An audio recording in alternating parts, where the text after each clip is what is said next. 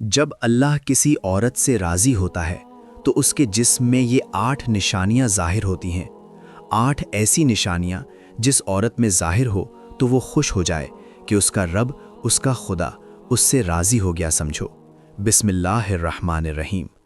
اللہ راضی ہوتا ہے تو 8 نشانیاں ظاہر ہوتی ہیں، اللہ کی اپنے بندے سے محبت کی نشانیاں۔ اگر کسی میں ایک نشانی بھی ظاہر ہو جائے تو سمجھ لینا کہ اللہ اس سے محبت کرتا ہے۔ ساتھ ہی آپ کو بتائیں گے کہ حضرت علی رضی اللہ تعالیٰ عنہ نے فرمایا کہ عورت کو گالی دینا کیسا ہے اور اس کے ساتھ مار پٹائی کرنا کیسا ہے، اس سے گھر میں کیا کیا ہوتا ہے۔ محترم ناظرین، سب سے پہلی نشانی، اللہ پاک جس کو دین کی سمجھ عطا فرماتا ہے، دین سے جوڑ دیتا ہے تو اسے اپنا محبوب بنا لیتا ہے۔ حضرت عبداللہ ابن مسعود رضی اللہ تعالیٰ عنہ سے مروی ہے کہ رسول اللہ صلی اللہ علیہ وسلم نے فرمایا کہ اللہ پاک تمہارے درمیان اخلاق کو بھی تقسیم کرتے ہیں جس طرح رزق کو تقسیم کرتے ہیں۔ اللہ پاک دنیا اس کو بھی دیتے ہیں جو اللہ پاک کا پیارا ہو یا نہ ہو۔ اللہ پاک دین کی سمجھ اس کو دیتے ہیں جو اللہ پاک کا محبوب ہوتا ہے۔ عبادت کی محبت، قرآن کی محبت، اللہ پاک کی محبت، اللہ کے ذکر سے محبت، رسول اللہ صلی اللہ علیہ وسلم پر درود و سلام بھیجنے کا شوق اور تڑپ، یہ وہ چیزیں ہیں جو اس بات کی نشانی ہے کہ اللہ نے اسے بہت پیارا بنا لیا ہے۔ دوسری نشانی، رسول اللہ صلی اللہ علیہ وسلم نے فرمایا، اللہ جسے اپنا مناتے ہیں تو پھر اس پر تھوڑی سی آزمائش بھی ڈالتے ہیں۔ یعنی اللہ پاک دیکھنا یہ چاہتے ہیں کہ یہ میرا بندہ میرے فیصلے پر راضی ہوتا بھی ہے یا نہیں۔ جو راضی ہو جائے اللہ پاک اسے دنیا میں بھی راضی کرتے ہیں اور آخرت میں بھی راضی کریں گے۔ جو اس وقت برا کلا کا شکار ہو جائے کہ یہ کیا ہو گیا میرے ساتھ، میں تو نماز بھی پڑھتا ہوں، قرآن کی تلاوت بھی کرتا ہوں، پھر مجھے بخار کیوں آ گیا، میں تو دین کا پابند ہوں، پھر مجھے کیوں فکر ہو رہی ہے، تو ایسا نہیں سوچنا چاہیے۔ حضرت بلال حبشی رضی اللہ تعالیٰ عنہ سے کسی نے پوچھا کہ آپ تو بڑی توحید کی باتیں کرتے ہیں، تو آپ کو اتنی بری طرح سے مار کیوں پڑی ہے؟ تو آپ رضی اللہ تعالیٰ عنہ نے فرمایا کہ تم بھی تو بازار جا کر برتن خریدنے سے پہلے اسے بجا بجا کر دیکھتے ہو کہ مٹی صحیح طرح سے لگی ہے یا نہیں۔ بس اللہ نے بھی مجھے آزمایا تھا۔ اس کے بعد یہی وہ غلام تھا جس کا رنگ بھی کالا تھا، موٹے موٹے دان تھے، جس کے بارے میں اللہ کے پیارے رسول حضرت محمد صلی اللہ علیہ وسلم فرماتے ہیں کہ جب بھی میں جنت میں جا رہا تھا، جب مجھے معراج کروائی گئی تو آگے آگے کسی کے چلنے کی آہٹ سنائی دی۔ میں نے حضرت جبرائیل علیہ السلام سے پوچھا کہ یہ کون ہے؟ جواب ملا، یہ بلال حبشی ہیں جو آپ کے آگے آگے چل رہے ہیں۔ حضور پاک صلی اللہ علیہ وسلم جب واپس آ گئے تو حضرت بلال رضی اللہ تعالیٰ عنہ سے پوچھا کہ تم کون سا عمل کرتے ہو؟ تو حضرت بلال حبشی رضی اللہ تعالیٰ عنہ نے فرمایا کہ آپ نے ہی تو فرمایا تھا کہ ہر وقت باوضو رہنا، تو میں ہر وقت باوضو کی حالت میں رہتا ہوں، اور جب بھی وضو ٹوٹ جاتا ہے تو اسی وقت نیا وضو کر لیتا ہوں، اور جب وضو کرتا ہوں تو تب 2 رکعت نماز بھی پڑھ لیتا ہوں۔ چلتے زمین پر ہیں اور قدموں کی آہٹ جنت میں سنائی دیتی ہے۔ تو آزمائش اللہ پاک کی محبت کی دوسری نشانی ہے۔ اسی لیے اگر کوئی فکر یا پریشانی میں ہو، اس کا مطلب یہ نہیں ہوتا کہ پتہ نہیں کہ مجھے کیا ہو گیا۔ اللہ پاک اپنے پیاروں کو ہی آزماتا ہے۔ تیسری نشانی تو بہت ہی خوبصورت نشانی ہے، جس سے پتہ چل سکتا ہے کہ اللہ پاک کس سے راضی ہیں اور ہم سے محبت کرتے ہیں یا نہیں۔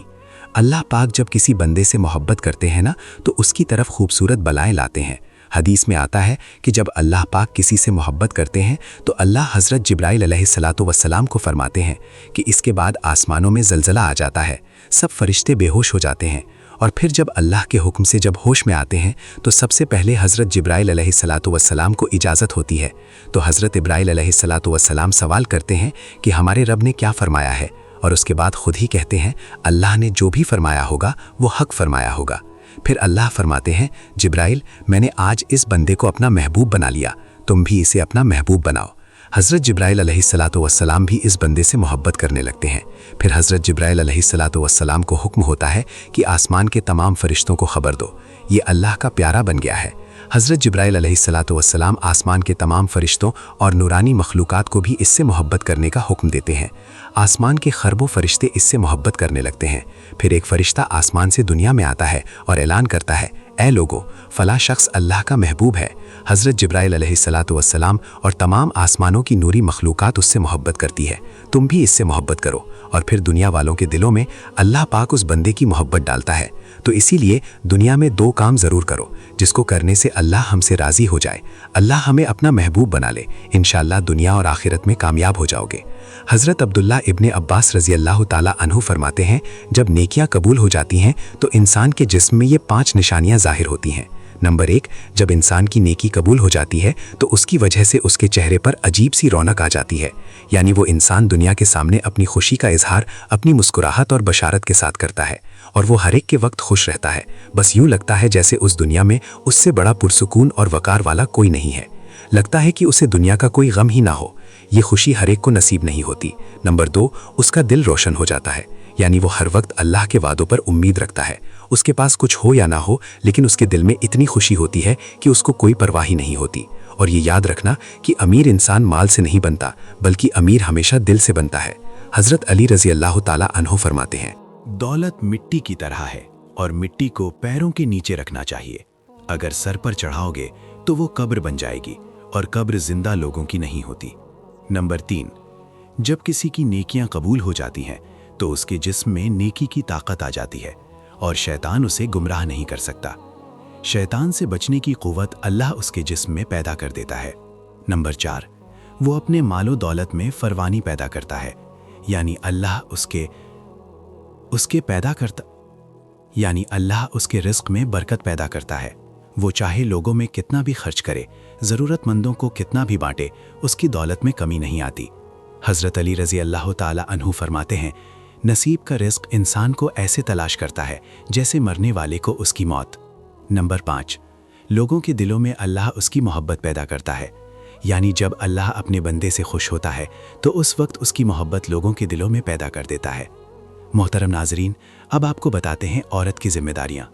हज़रत अली रज़ी अल्लाह ताला अन्हु फरमाते हैं, औरत की सबसे बड़ी जिम्मेदारी क्या है? हज़रत अली रज़ी अल्लाह ताला अन्हु की खिदमत में एक शख्स आया और दस्ते अदब को जोड़कर अर्ज़ करने लगा, या अली, मेरी बीवी मेरे घर का कामकाज सही नहीं करती, ना मेरे कपड़े की देखभाल करती है, ना घर की सफाई ठीक से करती है, तो क्या मेरा डांटना गुस्सा करना सही है?